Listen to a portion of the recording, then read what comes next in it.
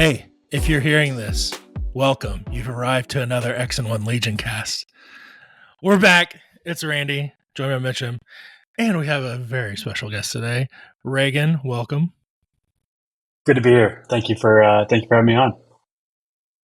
Absolutely. We're glad to have you. We mentioned it last episode, but Reagan is the one who has started up this point of interest blog, which you might find as a point of interest, because he is talking all about Legion 2.6, 260, as the cool kids say. I hear. I'm trying to be hip. I'm working on it. But yeah, he's been turning up with some priority analysis, and there's been some really good tournament recaps on there. One day I would love to make top 8 so I can get in on one of those. Of course, when I did, it was one of the last tournaments of the Legion that no one cares about anymore. So I was like, well, no one's going to write up anything about this. So maybe next time. I feel your pain, Randy. Yeah. We're all just trying to climb that ladder together. But cool. Everyone doing good? Enjoying Legion? So far, so good. Yeah, Plenty right of stuff now. to write about. Mm-hmm. Excellent. Yeah. Yeah. I'll check your blog and see what we're going to talk about next episode, I guess. Yeah, thanks for writing our transcripts for us. It's been great. You guys are pushing ahead. You guys have had some stuff that when I get into secondaries and advantages, I'm looking to pull from some of the ideas you've already given me. So it's good. So this is what they misspoke about. Yeah. Right on. Done that a couple times, but yeah, no, I mean, I love your articles. Really going to the depth. Really made me. I love that you put everything in inches as well, and not like speeds, like speed 1, speed 2, speed 3. Like, because my brain computes inches better than, oh, this is a range 2 away or a range whatever, which I know is 12 inches or whatever. But the inches things really puts into a different perspective. So I've really enjoyed that aspect of it too. So you guys are too kind. Yeah, the goal really is to try to get it from you're playing Legion well to giving you then the tools to see if I wanted to change my play style, wanted to do something differently, what are the ways I can do that? Not trying to reinvent the wheel, but put words to a lot of that stuff. And I've really enjoyed the unit breakdown. The 1 unit breakdown that Thomas did on Darth Vader really kind of was like, oh, wow, okay, so this is how you play Darth Vader in 2.6. And this is how you play against Darth Vader in 2.6. I was like, wow, turns out he's still really good, guys. He's still really good. Yeah, one of the get Thomas spoiler won our big event down here in Dallas this weekend. So we'll probably have some GAR content from Thomas coming up. But one of the guys was like, man, I already know what Thomas is going to do with his aggressive force use. I already read his brain. So it didn't work out for him. Thomas still won. But oh, cool. I would be remiss if I let us continue on any further without some hobby harassment. But Mitchem, you're free. You hit your goal. Everything else from here is just gravy, man. It's done. The monkey off my back has been lifted.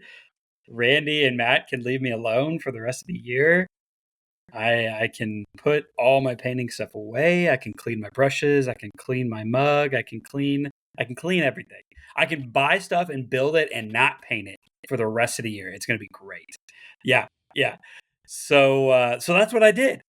I'm fully on the fleet bus, if you will. So I've bought more fleets. I bought another box. They were on Amazon on sale the other day. I bought some more Rebel Trooper expansion box to get another captain and another DLT. So I have 3 DLTs and 3 captains, which, funny enough, I'm all on the Ion train on Rebel Troopers. So like DLTs, thing of the past. Ions, yes. I played droids on Monday. Man, Ion tokens are so sweet. They're so good. Also, finally, it's been sitting by my desk for, I don't know, months. I finally put it together. It's a bus. Yeah. So I can transport my stuff. Absolutely, man. Because, this base, this thing is huge. Oh yeah. This thing is massive. I think it's cute that you put weights on that base. Yeah, I know, right? yeah. It's I really can't even tell that the weights are on there. So the only thing it does is keep because this isn't glued, obviously. So when I pick it up, the bus comes off, and then this just stays down. And I was like, oh, that was a mistake. I'm gonna eventually glue it when I put some basing on this, but yeah, that was a mistake. Yeah, I've been meaning to magnetize mine. My 2 measly magnets aren't doing anything, so I need to add like 3 more or something like that. So yeah, I just have a bunch of, as you can see from my desk behind me, just a bunch of miscellaneous half-started projects on my table. But you know what? It doesn't matter because I'm at 50, whatever. So suck it, everyone. Get off my back. My goodness. I'm sorry for the mouth on this man, listeners. That's good, man. I'm trying to catch up to you, Mitchum. You've been grinding. I'm doing okay. I'm at a decent pace. I'm at a decent pace. I'm trying to get the official count here. 33 to 60. So we're clipping along. I'm cheating and just doing small minis now to start catching up. But I got the scattergun and the mag deck guy done for this green squad of Black Suns. So I honestly think that's my favorite Black Suns paint scheme that I've seen. I've really enjoyed the purple paint scheme, but I like the green and then the silver accents. That looks so good. I love that. It's been pretty striking, and honestly I like that. So I'm copying my pike schemes. My pikes all have 6 different ones, and the Black Suns will have 6 matching ones. Mm-hmm. And yeah, I think that one ended up being my favorite. Just, I don't know, the green and silver is just the green and classic. silver is it gives me a very like medieval, like I'm getting a medieval Asian vibe. It fits or something their like that. big World of Warcraft shoulder pads they have. Exactly. You know? Yeah. For sure. No, I love it. I love that green color, and I love that. So yeah, we'll have those on the Instagram. And anything that Reagan might have painted recently, or no? Every time I hear the hobby harassment, I feel personally harassed. Mission accomplished. No, I enjoy the hobby side, but especially in busy times, it's towards the bottom. There's a lot of gray plastic in my games when it's busier seasons. But now this weekend was busy. This weekend was busy judging our Big D showdown here in Dallas, so I didn't get any hobby with that. But I had a good time there. In a hobby in a sense, right? Helping other people share their hobby. But no, we had a good time with that. So there's 3 parts to wargaming. I mean, there's the hobby, the painting, there's the playing, and then there's the hosting. You know, so you got 2 of the 3. I thought you were going to say the drinking. Oh, that's that's yeah. That's just implied, Randy. You can't have all those others without the drinking. So yeah. Anyways, so 2 of the 3. That's we did good. We'll give you a pass. Tried our part there. I enjoy the hobby. I've never been like a great painter, so it's fun to get the along the journey. Appreciate you guys sharing your ideas and stuff you're doing. Just to even. Every time I see Randy's new stuff, I'm like, oh man, Black Suns are such a great model anyway. That's a great take on. I mean, you could put anything on the shoulder pads and the little divot parts and it would look great. So, huge fan of what you're doing there. Yeah, they are just really nice models to paint. And you know what? Their heads don't come in 3 or 4 different pieces like pikes. So God bless. The head painting too, they give you those nice raised and lowered areas. It's just a joy to paint Black Suns. I'm not gonna lie, putting together these Fleet Troopers back with like the old models that they had when they came in like 4 pieces. I mean, you snap on the head, you put on the arm, and you put on like a leg, or it was the head and then both arms, and you're done. And then you put them on the base. Yes, sign me up. Please. The soft plastic does have its advantages in some areas. I mean, they look terrible, but man, I love building them because it's so fast. If anybody wants to sell me soft plastic as the hard plastic re-releases, I'll buy them at like 10% on the dollar or whatever. Yeah, I'm figuring we'll just start saying like a bunch of like body parts on bases, right? Like that's the future we're heading towards right now. Yeah. I mean, dude, I don't know if you guys ever played any GW games, but Oh, I mean, it's just I have some big centerpiece models, and I mean, it literally took me an hour and a half to build the model, and then much less I wouldn't even try to paint it because I would just make it look terrible. So you commission it out. So I mean, you're already in $200 to $300, and it's just, and even your everyday trooper guys are, I mean, they take 30, 45 minutes a box to build, and you need like 10 boxes. So yeah, needless to say, lots of glue on the fingers, and yeah. That beautiful aroma of plastic glue just filling the hobby space. Hey, you know what? It gets me into the next day. Let me tell you. I hate it when I'm just like trying to peel super glue off my like fingernails and stuff the next day. It's the worst. I'm just trying to type and code, and it's just like, so you brought up judging at Big D. How was that? Was there a lot of questions that needed to be answered? I know our first big tournament here, there was like, they said 60 questions in the first round, judge calls. Kind of. We had at least, I think, one local and quite a few play nights at this point in the lead up. So it wasn't too bad. Most of it was more just like, is this still how it works questions, as opposed to, I have no idea what's going on. Yeah. One of the TOs, I want to say it was Andy from Milton Keynes tournament. He had mentioned, hey, so we walked through how cover worked and how turn zero worked in the pregame, in the first discussion. I think that was helpful, just to make sure everybody's on the same page there. But honestly, it's pretty easy. Most guys were able to, if terrain collided with a POI and it could move it, most folks had at least thought through the keywords on their list before they got there to make sure, like, hey, I know how this keyword works. And then beyond that, it was just, oh no, this is new. What happens in this niche situation? So it wasn't too bad. A lot of just focusing on attack sequence steps and phase steps.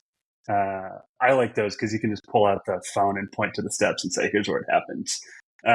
No real thinking on those. On the obvious line of sight range calls, but overall not too bad. Lots of flying casual, having a good time, especially without invites. Really enjoy the, hey, we're just here to roll some dice, have some fun with the guys. So it's awesome. Yes. I'm definitely on the invites are cool train, but also, man, I'm kind of glad they're not around too. So yeah, I don't want to turn this 50-50. into an invite podcast, but also, yeah, I'm so torn because I seriously, as a player, miss the fun thrill of it. But also, it's nice to have the best of us brought out and playing Legion as opposed to the worst of us. Yes, sure. It had its place. It did what it did, and yeah. I mean, we've kind of beat a dead horse at this point on this. So yeah, that that game's not even around anymore. Right, Las Vegas Open Invitational Series. Las Vegas Invitational. Get in on it. Exactly. There you go. LJ and I would love to approve your event, so reach out if you want to do it. There you go. I know we have a lot of tournaments up here that are either points affiliates or like straight up invitations. So I think you guys are on it. I've been helping a lot of the back end, and like a month in, you guys and then us, because I've been helping run it. So Texas was on it, yeah, and you guys were on it. Oh like, yeah, let's go. We had like 1 point, like 10 of the first 15, I think, that applied. I was like, this is what we like to see. Nice. So, yeah, we have our big three like event hosters at all of our local game stores kind of get together at the beginning of the year, be like, okay, like what are we gonna do? And this is going to be that. Like we can do a opens qualifier every 3 months. So like, let's play one out. And so we just like, getting our gold star for the day and submit it all at once and getting that A+ for the team event, or the group project. Not a paid affiliate. So, the Oklahoma guys, great community. If you have any community building questions, reach out to the Oklahoma crew. They kill it up there. Yeah, I'm glad we have. See, Reagan, you can come back on the podcast anytime. They do it great until you ask them to come down to your event. Then they just send Brian down and say, "Oh, there it is. There it is." No, yeah. We had we just sent the B2 Destroyer of Worlds, and he went and he did his nails. We did a Red River Rivalry Trophy, but it ended up that only one Oklahoman could make it. So it was the Brian Cook honorary trophy, and he went 3-2 and claimed it. But like you guys mentioned last week, you guys are going to claim James from Texas. I think we finish the details of the trade, the player to be named later was actually Brian. So we'll pretend the trophy stays here in Texas. That was a fun little ad there. It honestly meant that like everyone at the venue was deeply invested in Brian's games. It was like everybody's like a little bit bummed if they win or like if they lose, but then immediately it's like, how's Brian doing? So. Yeah. That's awesome. There's just a lot of new dads in our community. Yeah. One right here. You guys got to pull on my heartstrings there, make me feel bad for him. You guys are good. Be a good dad. This is great. Well, you live in Texas. It's okay. Like you got to go home at night, so. But the guest room's open. You guys could stay in here. Give me a holler. So. Okay. Right, open invite. Next year. So. Cool. Well, since we were talking about it, was there any standout lists that you saw? I'm seeing a lot of Rebel made top 8, so that's good. Yeah, that's at least from our event. So winner was Thomas running Anakin, Bad Batch, Rex. If you've been at all in the Legion space, you've probably heard people talk about that. I think it was interesting, Thomas bringing Anakin as opposed to Yoda, because a lot of the discussion was always Yoda optimizing Bad Batch. And obviously Anakin doesn't bring guidance, brings other tools to the table. But Thomas is a great player and could probably do really well with pretty much anything. So that was our top list. Second place was Coulter brought Vader Bosk dues. The Bosk edition was interesting. We talked quite a bit about. He only had 2 dudes, had a range trooper as well. So he was trying to flex into having more of a plan B as opposed to just Vader dues get in. And I thought that was it was interesting on the table. You could tell it wasn't, I only have one plan. He had different tools than that Vader dues list. And then third was James, the much talked about James on the X&1 podcast, I guess at this point. He ran double ATST Blizzard, and he'd been running different versions of ATST Blizzard since at least last Lone Star. And that was kind of leaning into like armor's good, it can score. I don't think everyone's fully realized how good Ion is, how important it is to bring impact. And the bikes are just sneaky flexible. He brought 2 E-Webs, and his big takeaway after the event was I should have brought more bikes. He liked the E-Webs, but it sounded like he would do something different to optimize E-Webs as opposed to Blizz. But having bikes and ATSTs and snows that are sneakily good now with Ion and HRUs is a pretty good show. Yeah. That was top 3. I think E-Webs are probably better in Remnant still. Probably. But yeah. I don't hate the Blizzard being able to bring E-Webs and bikes. It's kind of interesting to me because Remnant, you're kind of limited to like one or the other, and Remnant's really static without bikes. That's true. But also Remnant won or 5-0 Tacticon as well. So they're better than I am. Who knows? I trust Guts more than I trust me. I'm on speeders right now. I mean, anything with the speeder keyword or anything with a compulsory move, just like they're so flexible. And with everything being so close now, I mean, when you start literally range 3 of each other, like, I mean, speeder bikes are just, and they score, and then he can give him he has one of his command cards gives them a dodge, like their first turn. And so you just send them in there and they're not going to die. I mean, they're just so good. Yeah, the skill floor and ceiling with bikes is kind of interesting of like, they just get nuked if you try to just, like, I would not recommend just charging a speeder bike straight ahead. Yeah. And as I think we all get better. Especially round 1. Right. Yeah, like if they're not scoring, like don't throw them out there. Yeah. And having that feel for what objectives do I want to play my speeders on? Where do I need to put them? I think as we get better at that, speeders are going to get a lot more play. Just because they're very objective focused and we're all still figuring out objectives. But, last week, you mentioned Rebels. Our Rebel top 8 was Spencer running Cassian, Op Luke. Lots of good stuff within Rebels, if you will. Definitely think Op Luke is somehow still being slept on. Op Luke's fantastic. He had Cassian and Din with Grogu as well. I see that. Din Grogu. Grogu, there's not a lot of bounty hunters floating around, so there's basically no downside. And it's just more health for Din. So I think there's a lot of room for Grogu to keep getting a look. But we'll see. Yeah, I've just not realized that only bounty hunter keywords can kill or get the hunted, whatever. Yeah. So. And in general, the bounty point is much less important. Like 1 out of 12 as opposed to 1 out of 3 it stinks, but it's not like, oh no, I lose. Yeah. Mhm. Nah. Yeah, and up Luke, I think you're right, because I mean he just got cheaper. Force push is nice, but you don't have to. He's got the disengage still. So Yeah. You gotta take force push on op Luke with force push. You only have to use it for good things. You don't ever have to use it to like, oh no, I'm stuck in an Ewok. Mhm. So good. Yeah. And then so many serve your master well targets now. Like I felt that pain with Black Suns like for a while, but like everyone's got that range too. Just pain. That I'm a Jedi floating around now is even better when everyone's wanting to get close to op Luke because they're trying to score POIs. Turning off big B2 squads, Black Suns, whatever it may be, Vader, Anakin, whoever. Anakin has 1 pip hates I'm a Jedi. That's a fun card there. But yeah, I don't think I ever considered bringing that before, but in 2.6, it's like, just being able to be like, no, you guys can't do anything. He doesn't hate it either. Nice. With new melee rules, right? With disengage, if he snaps into a body of a squad that's outside of a POI, he can potentially pull leaders away from scoring. So Luke not attacking can still do quite a bit of contesting security shenanigans. True. It's play some more op Luke. Op Luke's pretty good. Just not in Invader League. Wait till I play him in Invader League. Then you bring him. But then you get on the train. Luke stocks up. I'm assuming these other clone lists were some medley of Anakins. Yeah, so first place we talked about. Next up had an Anakin Bad Batch. I don't think Matt had Rex. He was Anakin Rex Bad Batch.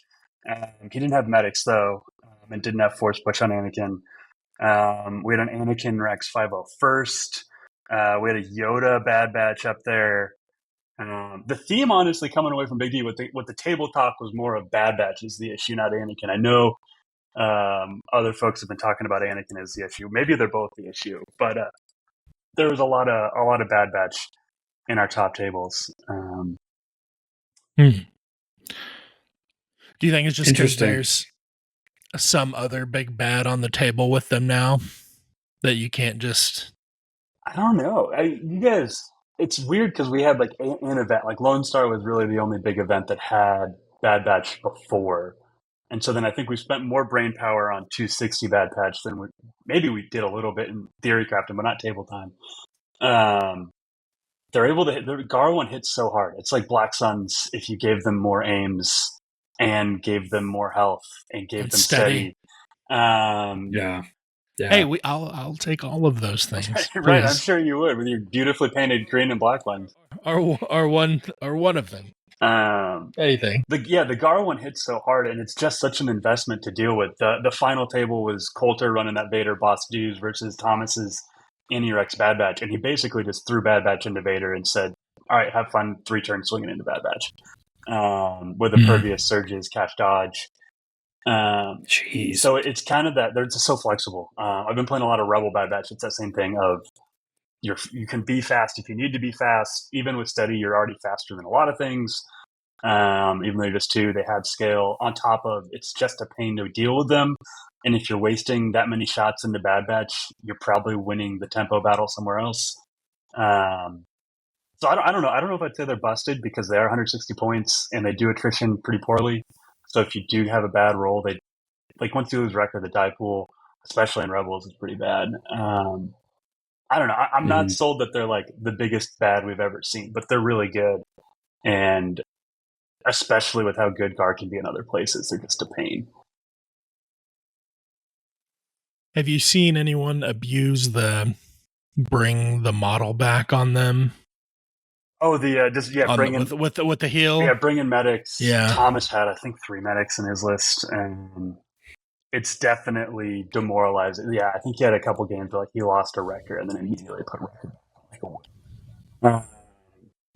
And that's just It's tough, right? With shooting Bad Batch, if you finally kill one and there's medics still to tap that round, they put a model back. If you really want to shoot Anakin, but like shooting Anakin is going into surging red saves, and then if you kill something that's not Anakin, Anakin's swinging again. I don't know if there's a good target there.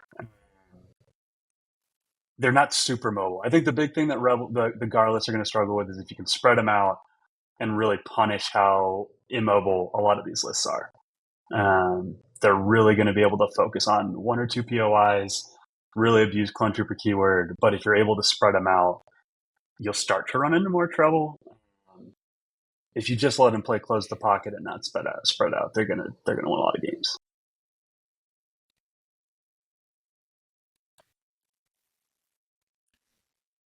Yeah, and I think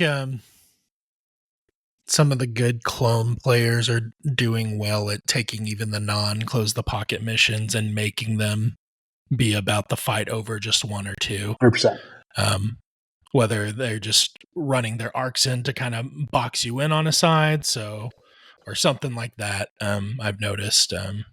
Coulter, the second place, made tough. a good point at a lot of the lists that are people are running a lot from other factions are trying to do what Gar does already. So you run into the issue of, Vader Dues is pretty good, but a non-optimized Vader Dues is going to struggle into a lot of those Arc, Commando, Anakin, Bad Batch, whatever lists, because that list is just going to do it better than you're going to do it. And so trying to avoid that, how can I maybe tech my list for that so that if I run into that matchup, I'm not just playing their game less efficiently or bringing something else entirely, so I don't force to play a Gar game against a list that Gar is happy playing. I haven't figured that out yet, but I thought it was a pretty poignant observation of, don't bring a list that wants to just do clone stuff against clones and not have a plan for clones. Yeah. I feel like a lot of the other factions had to their archetypes got reset, where clones is like, okay, we still clone ball, but now it's range 2. Like, okay, cool. Anakin's still really good. I mean, he before it was like, okay, I'm going to play in defensive and token sharing, or I can make him a missile if he needs to be one. Now he's just a missile. Okay, that makes my options less. So I do one thing now, and I'm still token sharing, but now it's further away. So yeah, I think the only archetype that now playing the game more, I think the only archetypes that didn't change was clones, and I think that's why they're doing really well. And you think about it too, like Blizzard, their archetype didn't change, and they got cheaper back when they were good. They increased everything, and that made them bad. But now you give everybody 200 points, so now they're like, oh, I can bring all my stuff and even more bikes. Like, okay, I'm good again. Like, they didn't get worse. So. But everybody else is still trying to figure it out. So it's been tough too, changing the mindset because I think the way we were countering clones right before 2.6 was to run in and melee them, getting close. And now it's like, no, maybe that's not what you do.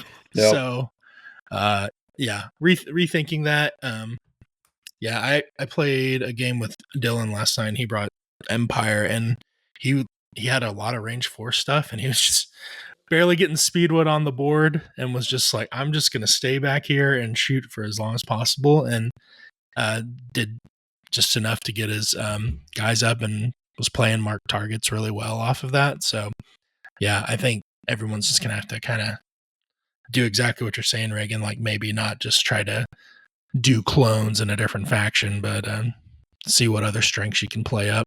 So it's cool seeing the meta, like, it's kind of the same everywhere, but also like definitely like you see different flavors happening all over the place too. Right. So shameless plug for the blog. Friday we'll have our Tacticon review up. Tacticon 5280 guys out in Denver. They're always ahead of the curve on stuff.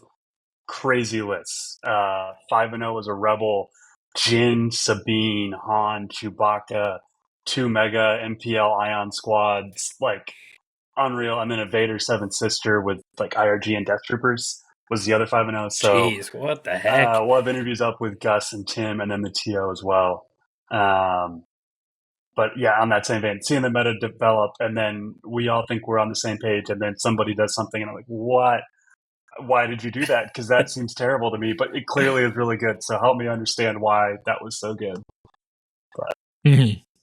Absolutely. Well, cool. That was good. Any other big D stuff you want to touch on before we?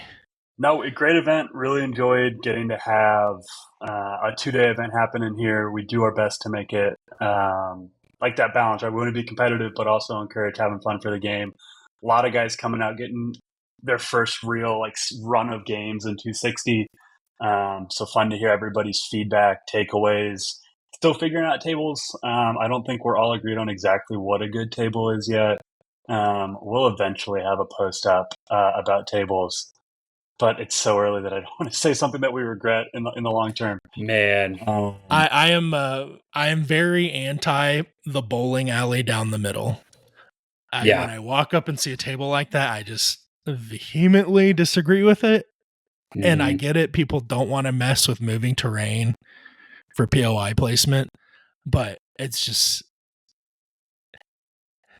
really good for clones if there's nothing in the middle for things to walk up behind. The more I've played, the more I've realized that shooting lanes are just not as good as they used to be. Like I used to be like, okay, let's put some, shooting lanes here and then like a little bit of area terrain and stuff like that. But now it's like, I want big height 2 pieces in the middle of the table. I want a few things in each deployment zone. And I want as much terrain on the table as possible. That's just been my take. Right. Yeah. 100% agree. Yeah. I've seen some bare tables with like 5 pieces of terrain. And I'm like, guys, this isn't Worlds. Like, come on, let's put a little bit more terrain on the table. It's going to be okay. It's going to be okay. Right. And the rules are like, the CRB is pretty clear. There are very coherent rules for it's okay to move terrain. If you need to move terrain, we have judges there. Yep. We did our best to try to avoid having to move every piece of terrain. If you imagine a range 2 line across each board edge on the long sides and then a middle line, if you avoid terrain, or at least make sure any terrain on those lines isn't directly overlapping a POI, you can put terrain anywhere else and it'll be great. So there's lots of terrain. Avoiding those arenas, like you were saying, Randy, trying not to just have a big open space in the middle that we all look at.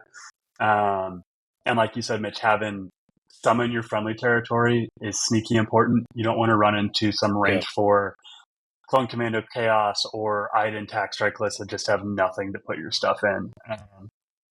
So we're working on it. Well, it defeats the whole purpose of prepared positions as well, if you don't have anything to hide your guys behind. Right, yeah. So we don't want to do too much. You don't want to make it where it's just arcs and Wookiees everywhere. But I'm kind of of the opinion none of us have enough terrain on any of our tables anyway to do that yet. So put lots of stuff out, use scatter terrain. We always talk about more area terrain. So it's great. If you have area terrain, use it. Put more scatter out. Yep. And don't be afraid to move terrain to accommodate a POI if you have. You'd rather have more terrain in the middle to give yourself interesting games as opposed to just a big arena with nothing going on and you're rolling a bunch of dice and seeing who rolls dice faster. Yeah, exactly. So, and that POI can go on the terrain too. Yep. Under height 2. If that's the shorter move, why not? Don't have to move the building 5 inches to get a flat piece on the board. Just scoot that building in a little bit. There you go. It'll be fine. Those are fun, honestly more fun, especially since it's 2D, right? There's no advantage to like being on the height or not on the height. We're not playing Shatterpoint. You get more interesting interactions there. I'm a big proponent of like the board edge decision should matter, especially in the mod since it's a player initiative thing, right? You can claim blue player to choose a board edge. It's not just was my bid big enough. That I want that to matter. I don't want it to be like one table side is just like 90% win rate and it's not fun. But having pieces of terrain where it's interacting with the POIs in interesting ways really adds to that turn 0 decision tree of do I want to play a medium objective for me in a better table side or play a good objective in a bad table side. All about that. Yeah. Couldn't agree more. Yep. 100%. We had run some a city fight tournament up here last year and that was the theme. And this is when I think we were really in the heydays of things feeling stale, and that it kind of made it feel like 2.6, where all of a sudden all these units you could use again just because they have approach vectors now across the board. So, but anyways, not the terrain cast, not the terrain cast. This is the X1 cast, because we try to win, but we take some L's occasionally, and Mitchell, we got a podcast L right here. Oh no, we're gonna issue our first official correction. Yep. On YouTube, Elliot Jacobson 8980 decided to fact check us. But we appreciate it. So we were talking about speeders and the reduction. You're not reduction in actions, but you can't take 2 actions to move. So you get your free speeder action, and then you can use 1 action to move, and then still attack with the 3rd or whatever. But that's if you have an asset token. And as he pointed out, so the secure the intel primary objective, those intel tokens are not listed as asset tokens. Those cards are tricky, guys. They are trying to trick you. Yeah. And reading the card explains the card.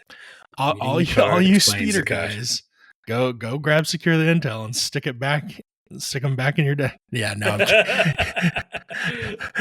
I believe we talked about how you couldn't reach your opponent's home base POI on secure the intel because of the reduction in speed, or quote unquote reduction in speed. But thanks for the fact check. The mark targets and intercept the signals are not classified as asset tokens, so they can neither be dropped or claimed per se. You achieve them in different ways, like with security intercepts. If you're contesting one of the POIs and you don't have 2 comms guys, you can get an additional 1 or something like that. So a key distinction there. Elliot, thank you for fact checking us. And if you guys see any more mistakes, again, we're not perfect. Clearly, we're X and 1, so we don't get it right all the time. Big piece of that is they don't drop on panic either. They're not asset tokens. You don't panic and drop an intel token. That's another good point. Yeah. Just blew my mind. I didn't even asset think about tokens that. drop on panic? What? Asset tokens drop on panic? Yeah, that hasn't changed. Yeah, the minute and unlike old, minute you hit panic, you start dropping. You don't have to wait till your rally step. So you can panic. The good thing, though, is claiming's a free action. So sure, it hurts you on scoring, but it's not as painful on action economy, thankfully. I swear, every time I talk about this game, I learn something new. So this is great. This is so fun. All right. Here we go. Future Randy put some sort of a soundbite here. It's time for a new segment. This is our Legion key quiz here. So we have lots of new unit cards running around, and there's command card changes. So I'm going to take a unit card, and I'm just going to quiz you about it and see what you all know. And audience, feel free to judge our guest hosts and things like that here as harshly as you want. Not me, because I'm asking the question. So we're going to start with a card that actually hasn't changed, just to make it worse if you don't know what's on there. Oh, great! I think Reagan's going to do well on this one because they had a blog post about him. So, well, okay, sweet. I saw that bus running by that you just threw me in front of. Thanks, Randy. Okay, we either look like degenerates that know like way too much about random units in the game, or we don't know the units in the game. This is like a lose-lose. Okay, so the question is our dear Commander Vader. We were talking about him recently. Okay, what keywords are on his card? You want to start naming them, or just? Yeah, I know one. So not his weapon. Yep. Just the 5 that he brings. I feel like Reagan's about to bust all of these off. So do you want me to just start and butcher it, Reagan? And then you're going to kill those guys. Okay. I'm pretty sure he has Dauntless. Nope. Okay. You got the right he has ending. Relentless. I know that. Yeah, Relentless. Yeah. He has Relentless. Okay, he's got Relentless. Okay, that's one. Master of the Force 1. Yes. He has Compel. It's Compel, not Dauntless. It's Compel. Okay. And then he has. I think that's all I got. Commander Vader. Yep, Commander Vader. He's Infinite Courage. Your hint is he has a lightsaber. Oh, he has Deflect. Mm-hmm. Okay. One more. God. Goes right along with Deflect. This is where I was at. Those were the 4 I had off the top of my head. It goes with Deflect. Yep. Doesn't have block. Goes with Deflect. Doesn't have like Immune Deflect or something. Something Force. He doesn't have a Mastery. No. He's got Master Force 1, got Compel, Relentless, Deflect. Oh, God. Goes with Deflect. Doesn't have Disengage like our chat op Luke. 4, 3, 2. Oh, we were looking for Immune Pierce. Oh, duh. Immune Pierce. Oh, okay. That's a gimme. We should have got that. that. Not a keyword. Well, I guess it is is a keyword, dog. I hate using keywords like that. That's dumb. So the bonus here is which keywords does he get from command cards? Infiltrate. Reliable 2. You Infiltrate. guys got him. Oh, that's okay. There we go. I was like going through his 2-pip. I'm like, I don't think there's Darkness anything Descends, else. baby. Yeah, I don't. I don't think he gets keywords. I don't think Fear and Deadman didn't give a keyword before, did it? But his new Fear and Deadman's awesome. Yeah. Doesn't one of his command cards give Demoralize? Oh, no, he just shoots out suppression. Okay, he just gives. Yeah. He just eats suppression all around him, and so it's Demoralize, but not like Demoralize, but better. Infinite. But better. Yeah. Okay, that's right. Right. Okay. All right. Well, thanks for playing, guys. That's fun. Next time we'll do a new unit card and torture somebody else. Really? But not you. Mitchell will still be here. Yeah. Okay. So if you guys enjoyed Mitchem struggling through that, make sure to comment and tell us how much you enjoyed it. Yeah, I'll shoot Randy a DM about requested units. We want to see Mitch struggle through on what their keywords look like now. Oh God, no, we're not going to take no what requests. Requests are going to be bad. That'd be great. Just tell me what unit you guys are going to feature on the blog, and then I'll do the quiz on that. There we go. Make sure send me an early draft of the blog so I can study. Oh, that's too. It goes straight to your inbox if you subscribe, folks. Boom, there it is. There it is. Very cool. All right, let's get into the meat of it here. We are talking about some advantages.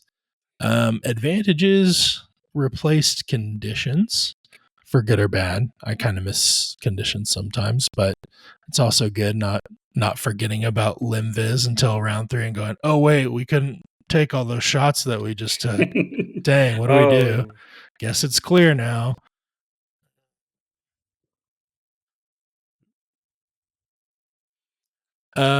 General thoughts and feelings on advantages. Do you guys like them? I've played most of them, and there are 3 that I like and 3 that I never use. Ooh. And 1 that is really good. And 1 that is better than the 1 ring to rule them all. I hope we seriously disagree, Mitch, because I have 3 that I always use and 3 I never use. So I'm hoping we're on different pages. Okay. This is really sad because we're both Rebel players. So there's no way that one of you is like, Garrison's totally cracked. Yeah, okay, yeah. We can agree we're not going to... I'll give my apology of Garrison at some later point, I guess, in the show, but... Oh, man. No, I agree with Mitch. It's fun to have the flavor in the game. It's clear there's a design space for what they can do with this. I'm pretty sure in one of the pods, the devs have mentioned having more advantages coming down the pipeline for more specific things too. I'm a big fan of just the effects that aren't unit specific, card specific, command card specific, but also doing unique things on the battlefield. So I'm excited current and hoping they do cool stuff in the future. Man, Yeah. I think we've talked about it. I know Randy's mentioned it a few times. I would love to see some faction-specific advantages. Like, if you have a rebel army, you can take X advantages in your list. Like, I think this is a perfect stepping stone into that in the future. I really think, as we've mentioned multiple times, that these missions and secondaries and advantages really lean into future development, and they're not really painting themselves into a corner. It's really like wide open of like, we can add more easier, like with all this print and play stuff, and just the way they kind of fit into the game right now. Like, it doesn't really take a whole lot to just print 6 more or something like that, in my opinion. So yeah, I would love to see some faction specific stuff in the future. Yeah. I do think they said that's coming too. I hope we get like things like supply drop back. I miss supply drop. Yeah. But yeah, some of them I'm fine that they're gone. Oh, not another war weary game. Okay. So let's get into the first one. Strafing run. So once per game, at the end of the command phase, you may place a friendly air support token advantage on the battlefield. At the beginning of the end phase, if a friendly air support token is on the battlefield, measure from it to any position at range 2 of it, and note the miniatures overlap by the range tool. Then roll 4 black attack dice. Each unit that contains 1 or more miniatures that were overlapped by the tool or overlap the token gains 1 suppression token for each crit and hit result rolled. Then remove the air support token from the game. So the first thing I want to note here is that I thought this had to be used in round 1. I did not realize that you could do it at the start of round of your choice. Makes it much less terrible not having to stick it out there at the beginning. Yeah, 100%. Other thing to note: bring your thick range tools. Get that extra millimeter as opposed to your old range tools. Yeah, I didn't think about that. Also, important note is it's 1 roll. It's not a roll per unit overlapping. You roll 1 time, and whatever you get, that's what you get for everyone in the line. So, I mean, this type is a big, and there's a lot of effects in GW games that are, it's basically you pick, it's a point from your model to a point on the battlefield, and it's a millimeter thick line, and everything that crosses it is affected by the spell or whatever it is. So yeah, it's nice to see this being brought into Legion from other games. I mean, this is nothing new, nothing groundbreaking here, and it's fine. I think it's if you play it at the right moment, it can really affect scoring, because you score and then remove suppression. So it'd be really nice for 1 turn, but you really have to line it up. So I haven't played against it very much, so I haven't taken full effect, but I think it has a place. I bring it or Ordnance or both in pretty much every deck with Advanced Intel, just because, like you said, the threat of dropping 4 suppression on a unit in a scoring round is potentially really scary. This one, right, instead of the area effect Ordnance, it's the line effect. So you can potentially force too many units to a POI because of the threat of, oh no, this unit's going to be in the line overlap.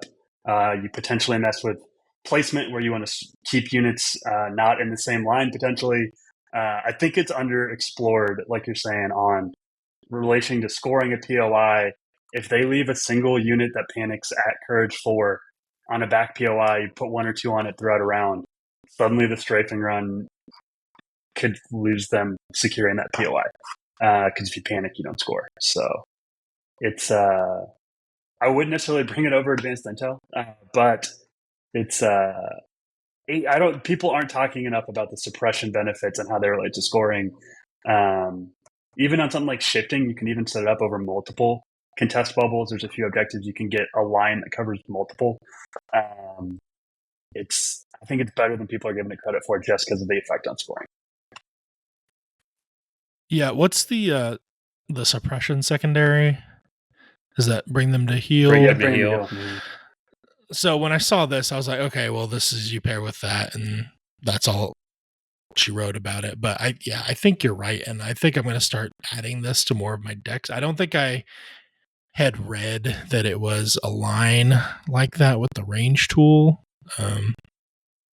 So that's in range 2. That's a pretty good distance. But yeah, I can definitely. That's a great thought on the back capper for sure. I didn't think of it like that. I think that's good.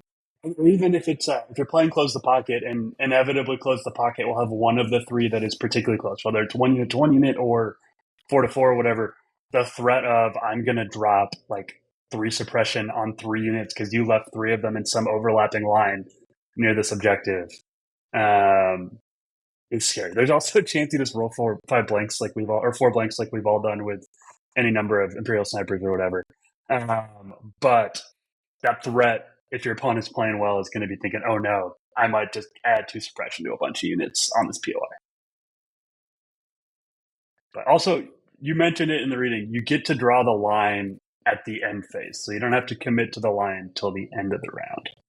And I think that's an important distinction because you don't, it's now just reading it, I think it's a little bit harder for your opponent to get out of the way of it. Because I think when I first read it, I was like, oh, well, that'll be easy to dodge. So, like, I don't know why I need to bring this. But with what you're saying about drawing the line at the end, and it's from the advantage token to whatever, yeah.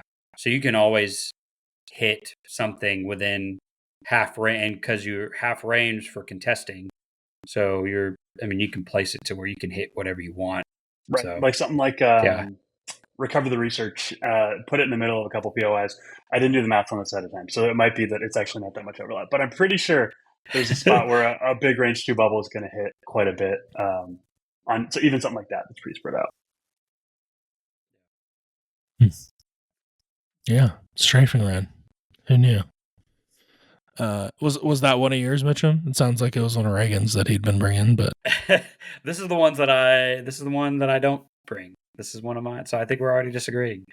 This is one of my 2 that I don't ever bring, but now I'm kind of reconsidering that. So. Yeah, I hadn't been either, but yeah, sitting here talking about it, I'm already sold. Yeah.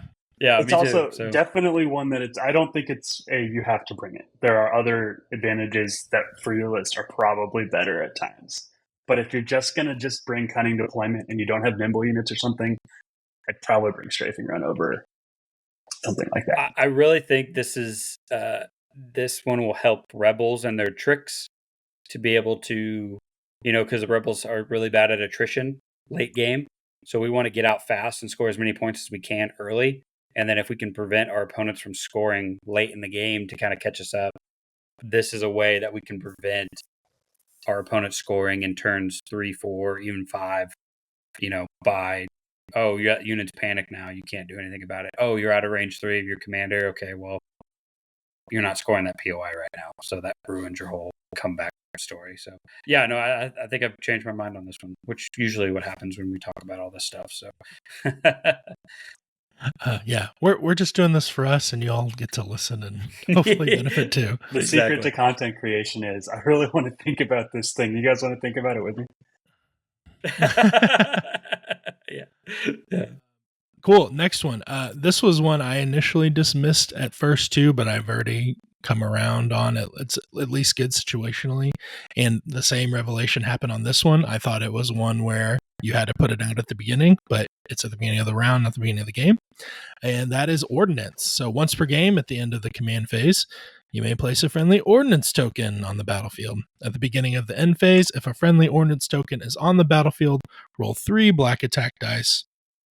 Each unit at range 1 of that token that has the armor or armor X keyword or has the vehicle unit type suffers 2 wounds for each crit result and 1 wound for each hit result rolled. Each other unit at range 1 of that token gains 1 suppression token for each crit and hit result rolled. Then remove that ordnance token from the game. I've been running buses a lot with my Black Suns, so when I see that, I'm just like, nope, get it out of here. Very quick advantage band for me. And I've been bringing it some too.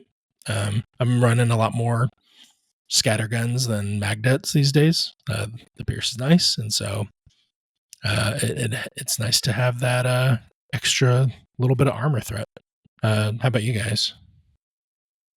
It's honestly, it's nice if you run into armor. There's a lot of armor running around. You should have a plan for armor and a good list anyway. But like you're saying, if you get to an end phase and you have a bus on one wound that you couldn't get through, the threat of ordnance finishing it will probably force that bus to go somewhere it doesn't want to go. And then on top of that, you're getting suppression right before scoring. So variable suppression before scoring is really good. Or even the threat of variable suppression before scoring is pretty scary. And both of these don't affect your units, which feels great. Even though in real life, I'm sure like the T-47 just like blitzing through the middle of the battlefield is not going to like miss my troopers. I'm glad that for game effects, it misses my troopers here. And same thing, I'm running quite a bit of rebels. Other than the MPL, you usually don't bring a lot of impact, so it's nice to have something that can drop a few more pieces of impact to help finish off things that you might have gotten to one wound and then like, shoot, I needed one more shot. Are you finding these as more of a zone of control? This one is more of a zone of control type thing? Because I feel like this one's a lot easier to avoid than strafing run. So you kind of just plop it in there and there's like a range 1 bubble that like vehicles just don't want to go in. So that's why I'm a little turned off on this one. I mean, sure, yes, the suppression is nice, but I think it's fairly avoidable. But yeah, you can force a bus to go in the wrong direction or a direction you don't want it to go or away from you. But this one is kind of meh for me because I think there's a lot of other more reliable ways to do wounds to vehicles. So yeah, having if you to think rely about on it this as seems vehicle like a damage, desperate. I wouldn't just bring it for the impact because it's actually like it's like 2 wounds ish on a normal roll. But it's also free wounds, which is hard to get sometimes. But like you're saying, yeah, the bubble, if you just put it on a POI, that's what I do. I would just find a POI, drop it on a POI. Maybe not literally POI, a POI next to a POI that covers the whole contest bubble, and somewhere else that's interesting along the way. And just say, if you want to score that, you might eat 3 suppression, you might take 2 wounds on your bike, whatever that may be. Yeah, that's a good point.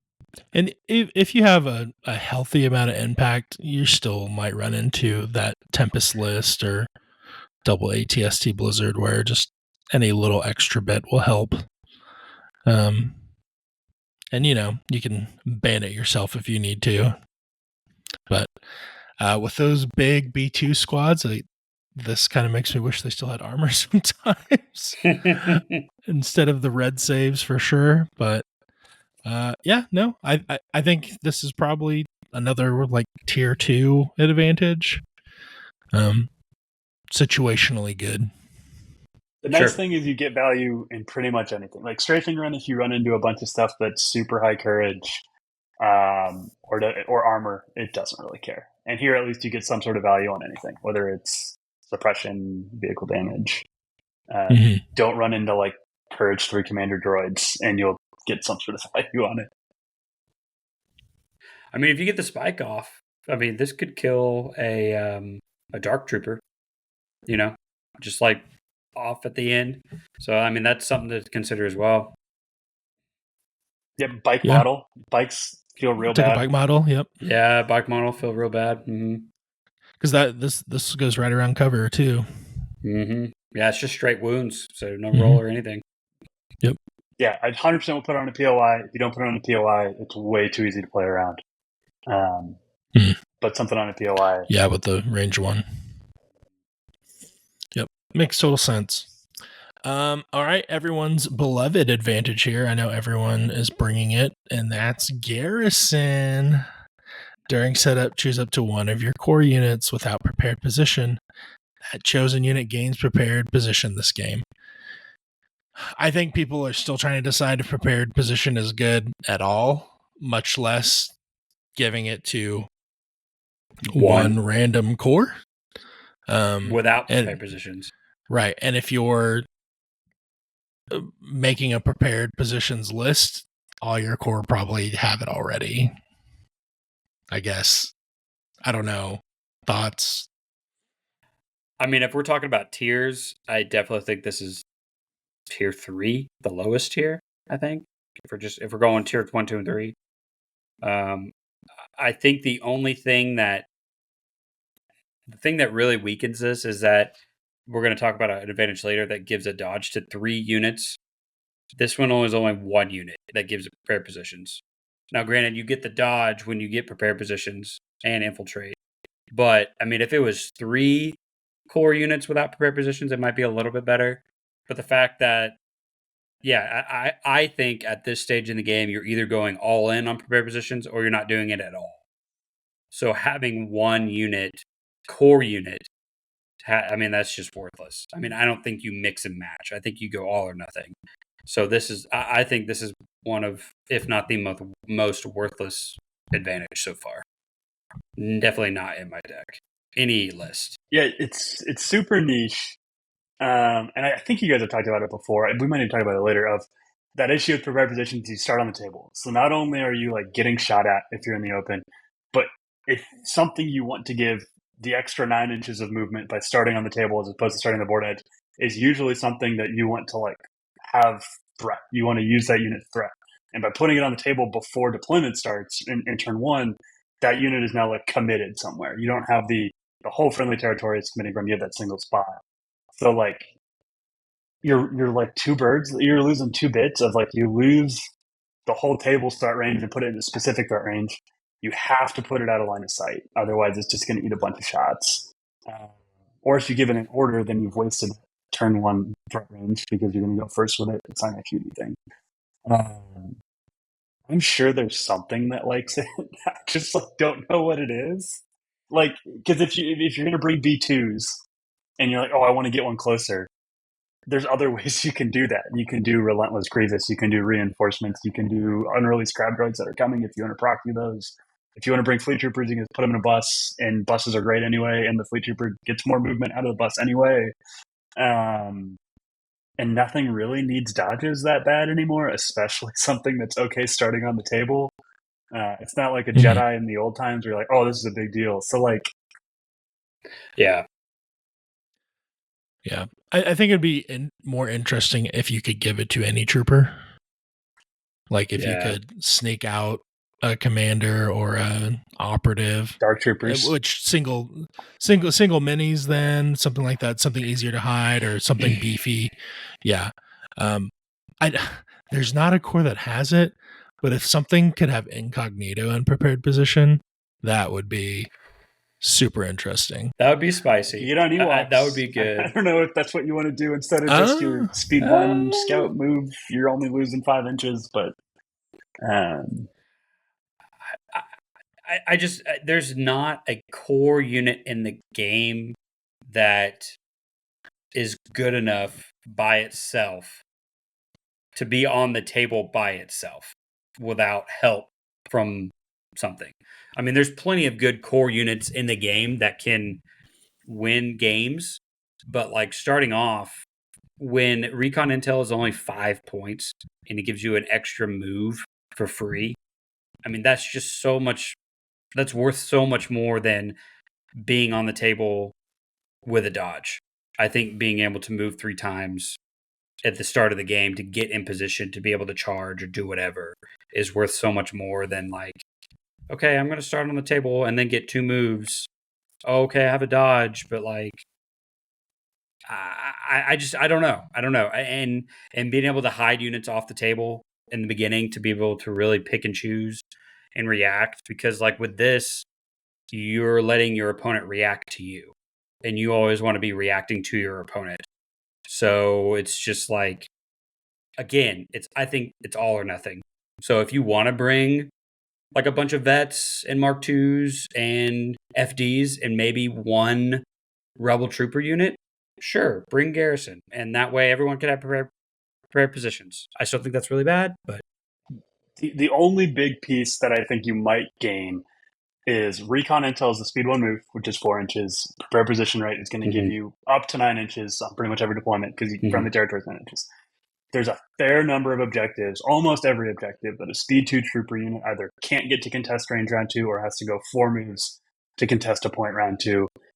And that oftentimes you need something to be that unit to go contest or secure round 2 to like stay up on objective tempo. So if you bring a unit that's only job is to like be my back capping unit, and you're able to get garrison, like it helps, but also that's a pretty low chance you guaranteed get garrison. You shouldn't do that. But if for whatever reason it's in your deck and you're like, oh shoot, what am I going to do with this? I think it's almost better to think of it as this is unit as a unit that can score something it shouldn't be able to score, as opposed to like shoot something it wouldn't shoot round 1 anyway, because it's just going to die before it shoots in round 1. But this way, at least on, like, I wouldn't put my intercept signals unit with garrison out, but potentially if you had no other option and it was bad and you messed up turn 0 and you're like, oh shoot, this unit can't score, this at least gives you an option of I'm further than my recon intel is going to get me. I'm in a spot to go score with it, but I wouldn't do that. Yeah, I think that's another bad thing about it, is that it seems pretty situational depending on where you end up with terrain on the table. Yeah, because you do want to be able to hide it. And then it's like, oh man, it would actually be good to have prepared positions, but I don't want to waste bands on my own advantage to try and get to it. Like, it just doesn't seem. I mean, prepared positions just as not a worth whole, the squeeze. Prepared positions as a whole is so terrain and table building dependent, and just like Seth or Reagan said earlier, I mean, no one really knows how to build a table right now. To kind of, we haven't decided as a community as a whole what works best. And you could get a table that doesn't have any terrain in your deployment zone. And so then your guys are going to be left out in the open, a half range away from all other terrain. And it just, then at that point, prepared positions just feels like a crutch more than anything. It is a may if you're not stationary. I know you guys have mentioned that on the pod before, but for somebody that's unaware, you don't don't put your really good unit out there with prepared positions just to get obliterated because you think you have to, unless it's an FD. You do have to put your FD. That dodge ain't going to save you. FD. All right, well, let's go from tier 3 to tier 1 here, and that is advanced intel. Special rules. At the start of the first activation phase, add 1 advantage token to your pass pool. There's nothing better than going round 1, having 1 more act than the other guy, and you're still putting out your last 2 after they got all their stuff on the table. It feels bad. Yeah, I don't think I realized how good this was until I had someone kind of explain it to me, because I initially, when I thought it was, I was like, okay, when you build the pass pool, you just get an extra pass token. So like you still have to have less units than your opponent and yada, yada, yada. But like, no, it's just you get 1 automatically in your pool. So you just have a pass first turn. So good. So good. So good. You got 14 axe Ewoks, still get a pass. Yeah. And there's so many good pieces to it. Like the worst part is it's not just like, oh, my force user gets to go guaranteed last. It's like everything gets to delay. Yeah. Like not always. I hate to say it. You almost always just spend the pass first. But that means everything gets to go an activation later, has more information. Like we talked about, it's the inverse of prepared position. Of everything has more information on the table, can see where its threat needs to be deployed to.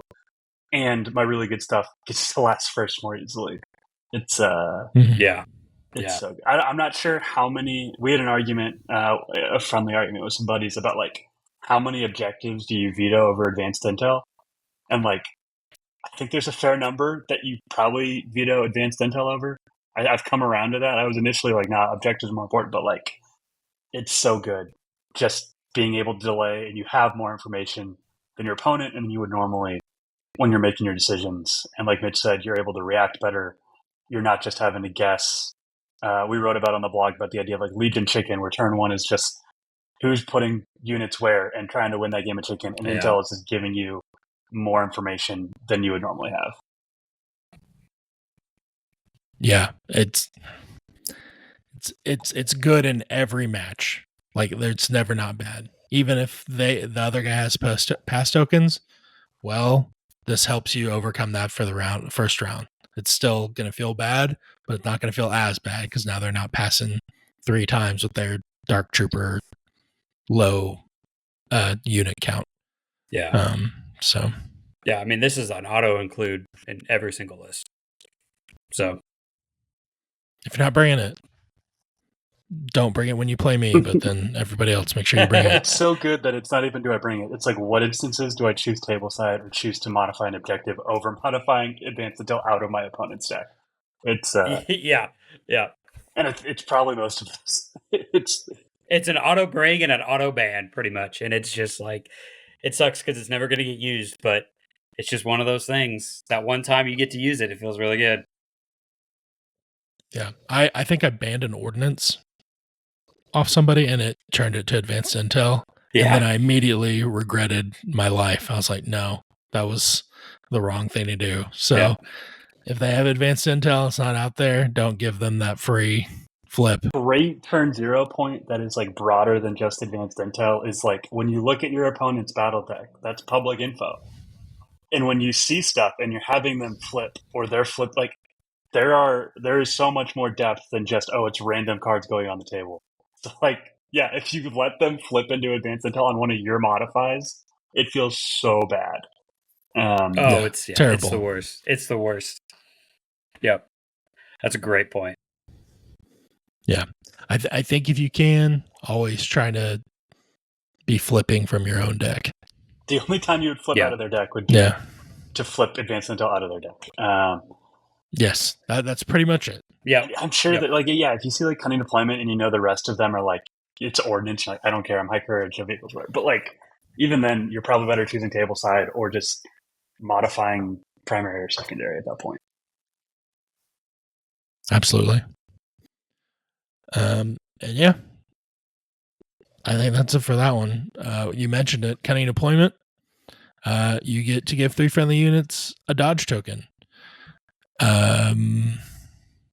Like you mentioned previously, Reagan, if you have units that can take advantage of that dodge really well, they got nimble, or maybe some cool units that have built-in outmaneuver, things like that.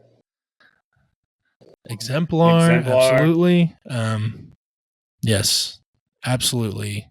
A nice side check for your advanced intel if you can't get that one to come out to play. I've had some instances where it didn't feel like it did anything, but I think even then it probably is just it in discouraging. Oh, they have a dodge. I don't want to shoot that unit. I'll shoot the other unit. So,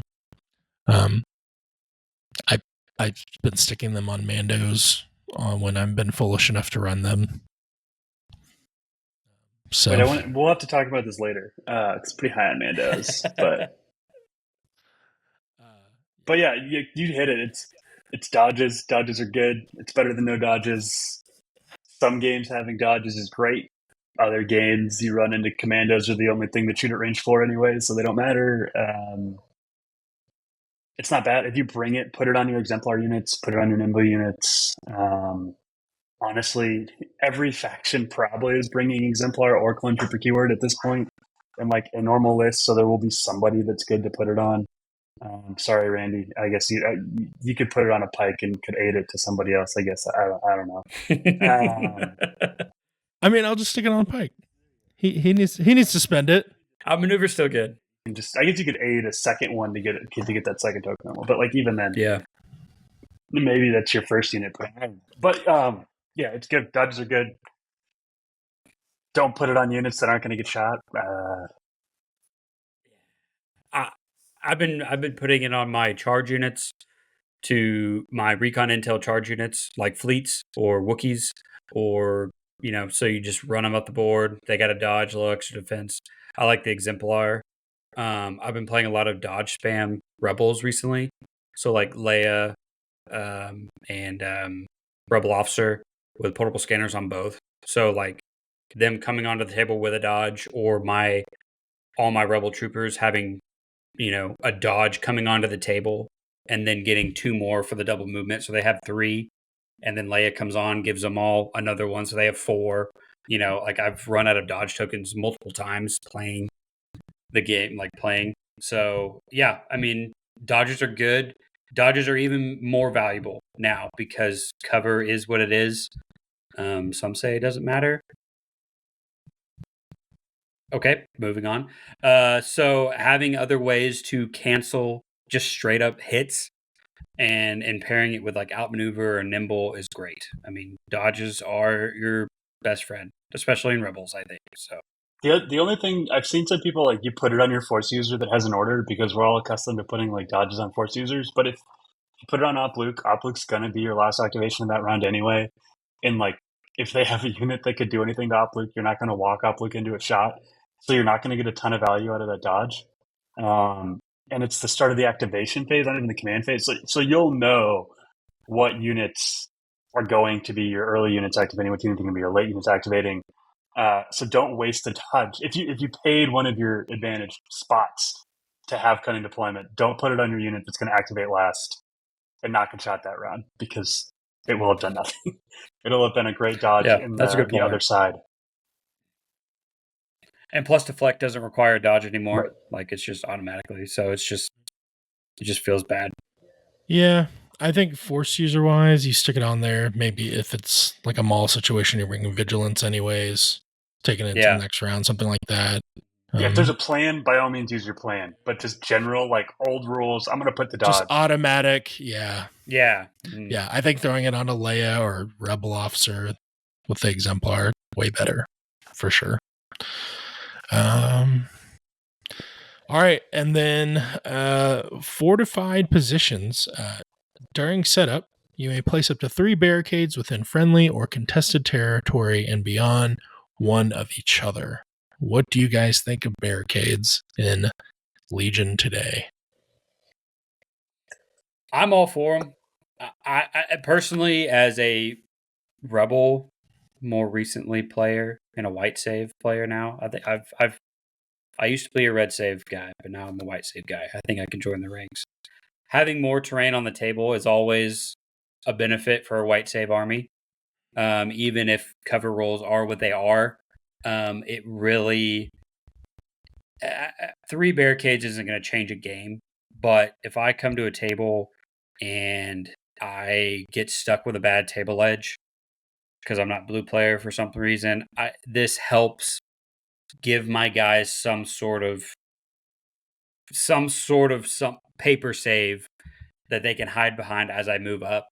It gives me an alley. It helps with my plan of where I could walk my guys to. Just something to put more terrain between me and my opponent, I think is always good. So I don't know if it's top tier, like advanced intel, maybe cunning deployment top tier. I mean, I think this is maybe mid tier. You could make an argument for tier 3. But with the state of building tables right now, I think this is a boon because, like we've talked about, people don't know how to build tables. This helps put the terrain in such a way that benefits me and not my opponent. I think that's the sticking point, is that it's going to be table dependent on how useful it's going to be. It's above Garrison for me. I don't know if it's one I want to take over a lot of the others now, especially with her talk about strafing run stuff. Yeah, 100%. But yeah, I mean, I think if you're bringing all prepared positions, dudes, maybe it's worthwhile to give, because there's not enough terrain to go around for all of them. Just like, I got to make sure I get that low profile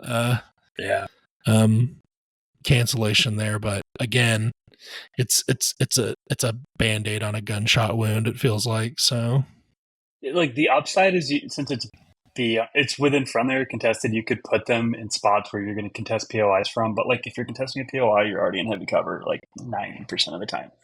So the problem, even like I think cover's worthwhile. You should endeavor to have cover. You should endeavor to make sure your opponent doesn't have cover. Like it's good. You don't want to waste a great shot and have them roll paint on a piercing shot or something. Sure. But it's just not like you're already getting cover if you're doing things you should be doing. You're either contesting or you're in cover on your way to contesting, or the table's just so bad that, like, I guess it helps, but you have a lot of other issues if you bring your white save army to a really open table that, like you said, I don't know if it matters. It's not bad. I think the dodges are more useful just because it's a guaranteed spot and you don't have to limit yourself to one specific area. And you still can get dodges and cover on top of each other. Whereas, like, here, most of the time you're going to be able to be in cover if you want to be in cover. Or at least in cover from a certain direction, maybe not from a flanking shot, but then not sure how helpful your barricades are going to be on that flanking shot anyway. So it's fine. Like, if you really like barricades and you have really well-painted barricades that are just gorgeous on the table, by all means bring it, because I think it looks great to see cool barricades.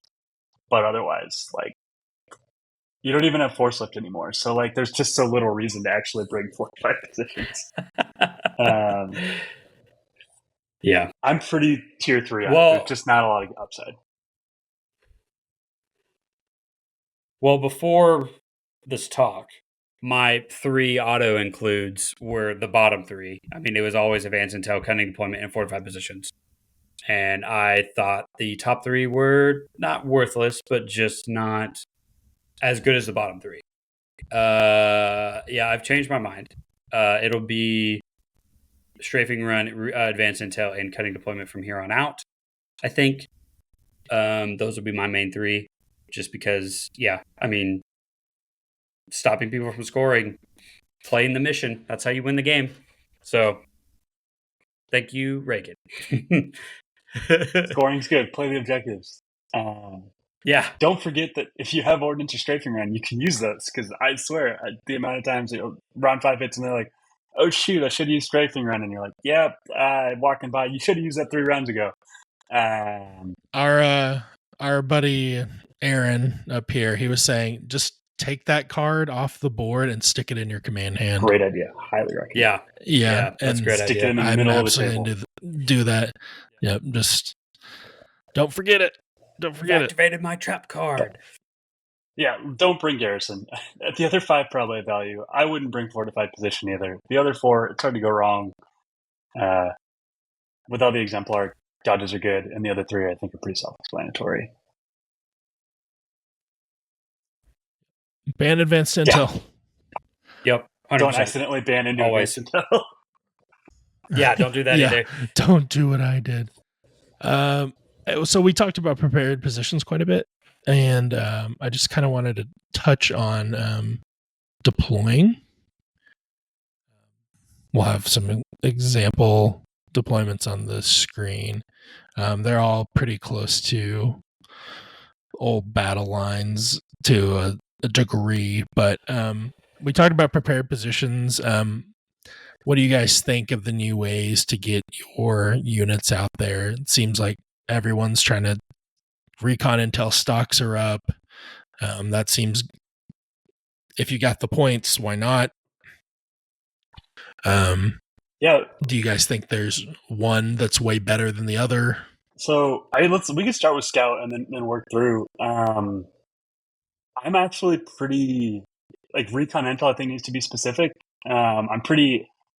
If you're just a range 2 unit that doesn't actually want to get into melee, so if you're something like a fleet, or a fleet wants to get into melee, Black Sun, it's like, it doesn't want to really get into melee, I'm pretty anti-recon. I don't really think the 4 inches ends up mattering as much as we all think it does, because in Old Legion, you were just, I gotta get up the table. And with the fixed points of point of interest and stuff, a lot of the times when I see people bringing recon intel on stuff that's close range, they end up moving behind a line of sight blocker and not actually optimizing the 5 points they paid to get up there. But range 3 and 4 units, absolute money. Adding the ability to move onto the table, shoot, get out of line of sight, or move, scout on the table, move, and then shoot. Huge fan of that. That threat range addition matters. Just don't, I wouldn't blindly put it on short range stuff unless you have, like, an idea of, I need this unit to get into melee, I need this unit to get to a specific POI that I'm bringing in my deck, or I might say in another deck, because a lot of times you'll end up putting it out of line of sight and wasting 4 inches of movement and 5 points. Yeah, I'm glad you brought that up, because I feel like I've been running into that with Black Sun specifically. Their melee profile's okay if they've still got quite a few dudes left. But yeah, I've been reconning, and then my second move, I don't even get the full movement out of because I'm trying to move up behind a line of sight blocker anyways. So, yeah, I think I may start cutting some of those and, just put scopes back on there because precise 2 is funner than precise 1 sometimes, or a cash dodge or something. I don't know. I'll have to look into that. But yeah, I think that is great advice. Don't auto slap it just because it's there, but obviously that's good. That was a great point about the long range units, bringing them out, getting the shot off, and hiding. Tac strike. Tac strike. I had not seen too many people abusing that, honestly. Rebel troopers love it. I'm sure Mitch knows this. The extra move, the scout move is move action, so you get your dodge from agile. Yep. Or like you said, tac strike. That's a third move for tac strike. Yep. Honestly, I don't think you should infiltrate that often if you're bringing tac strike. You should probably recon intel because you're going to get 100% similar amount of distance and more dodge and more aims. But like you're saying, it's better on long range. I wouldn't bring it on a ton of short range unless they have to get into melee to do value. Something like a Wookiee probably brings it. But even then, prepared supplies is so good on Wookiees that like maybe you don't. Turning off Pierce rocks. So yeah, that's a good point. That is a good point. I didn't think about that. I mean, it's also good with like, because it's a scout is a free move action, so you get all your triggers. So it's great for like tactical 1 exemplar units or clone sharing tactical units. Like Rex. Rex loves, and of course he's got scouting party too. But Rex loves it for his own reason. Yeah.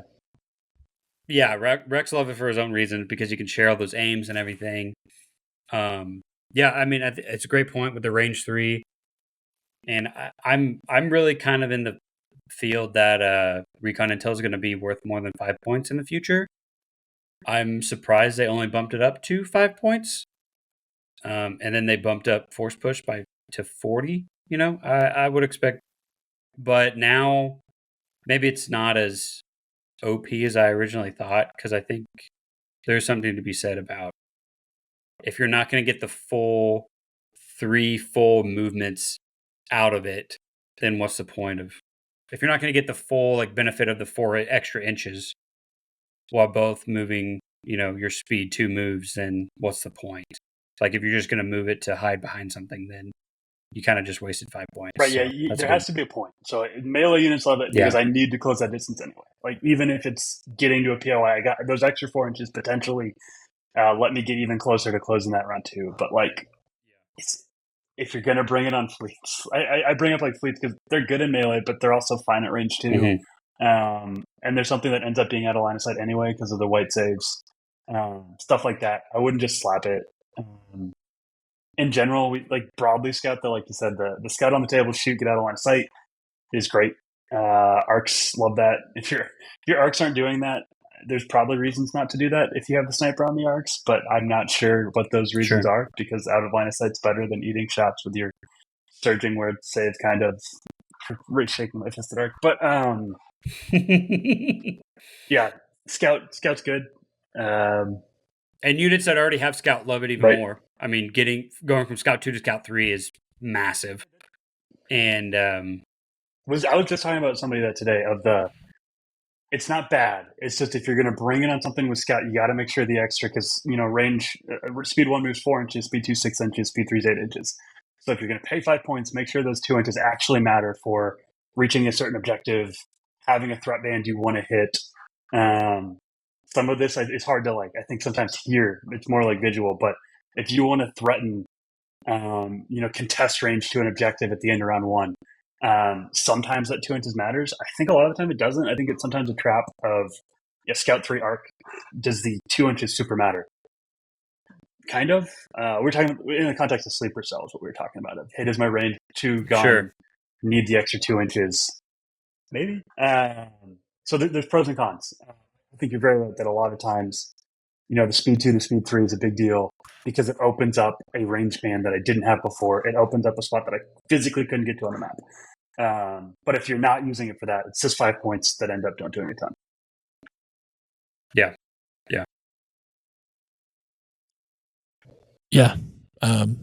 That's a great analysis, and you can read all about it in the Point of Yeah, Interest. if only there was a podcast. place where if there's someone only wrote if there's these only a thoughts blog, down. yeah, you could hear So all the this. interesting, we actually our like second or third post was going through all the deployment things. So I've got all these like locked in thoughts. Everything else, who knows?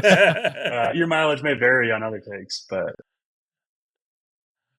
For sure. No, it's all been good. I think it's great. Prepare positions, we kind of went in on that already, so Yeah. we'll go on past that.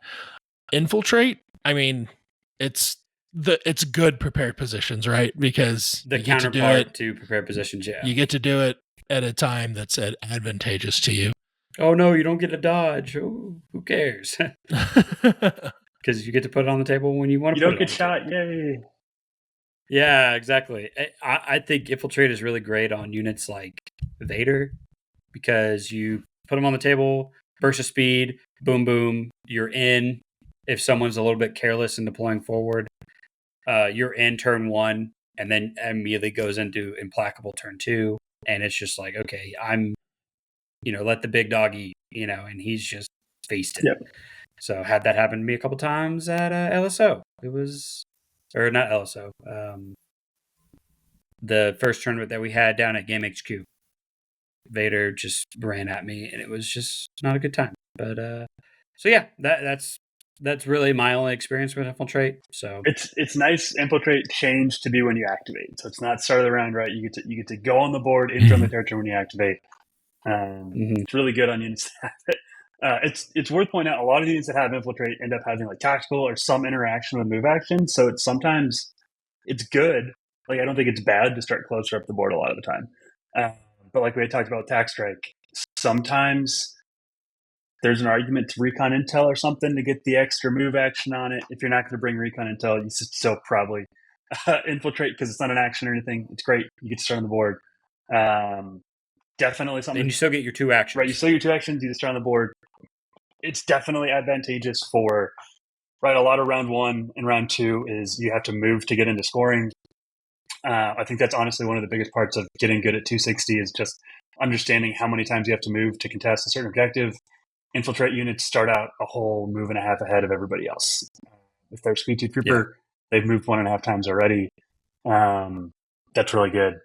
Would recommend doing that. And that opens up scoring options, opens up shooting more. Something we talked about on the blog too. Infiltrate units, their threat range is almost the entire board with an Infiltrate Speed 2 move shot.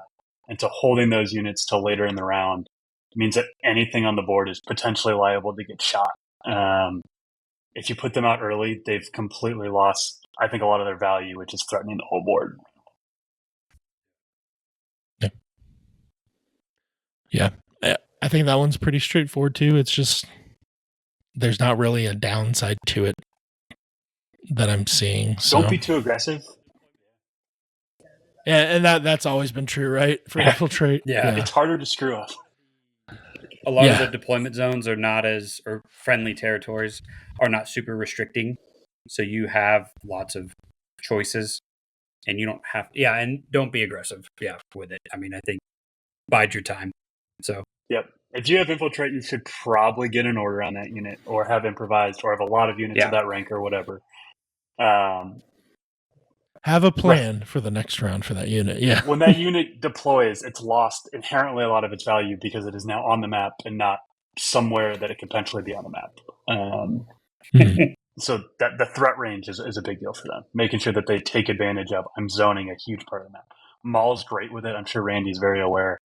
Maul and Vader with Infiltrate are gross and are pretty much in round 1 melee anytime they want if your opponent's trying to contest. It's not a good time. Not a good time. So you guys probably know Maul's card comes back to his hand now. So you get the best of both worlds. Yeah. It's quite the Hannah Montana situation. I agree. Wow, we're mixing it up in here. Yeah. Man, I'm showing my age. No, I have kids. That's why I have kids. Sure, you guys are watching Hannah Montana and the Year of Our Lord 2024. I knew it. Yeah. Oh man. Absolutely. Infiltrate. Good stuff. Transport. My beloved transport. I think it's good. You got to kind of plan out where you're dumping off that first unit.